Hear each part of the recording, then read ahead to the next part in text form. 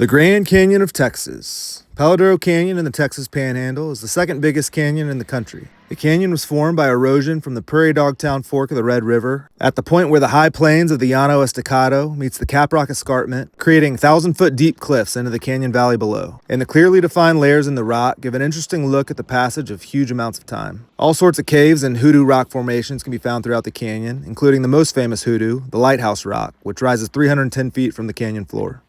In 1540, the Spanish explorer Francisco Coronado set off on an expedition to find the mythical 7 cities of gold that were believed to hold vast amounts of wealth. During that expedition, they stumbled across Palo Duro Canyon, making them potentially the first Europeans to lay eyes on it. When you approach a mountain on foot, you'll be able to see it for days as you move closer, but you'd never know Palo Duro Canyon is there until you're almost on top of it. Coronado's expedition was low on supplies when they came across the canyon, so they camped there for 2 weeks, using the abundant water, wild fruit, and game down in the canyon to restock and refuel. And during that time, they met and traded with Apache people that lived in the canyon. This was before the horse had been introduced to the tribe, and the Apache would hunt buffalo on foot down in the canyon. They would use big groups to encircle buffalo and slowly tighten the circle until they could be killed, or they'd funnel them towards natural traps like cliffs or ravines. Over the next 300 years after Coronado's expedition, very few Europeans or United States settlers would see the canyon. At some point during that time, the Comanche and Kiowa pushed the Apache out of it, and Palo Duro Canyon would eventually become the final stronghold of free Comanche power in the mid to late 1800s.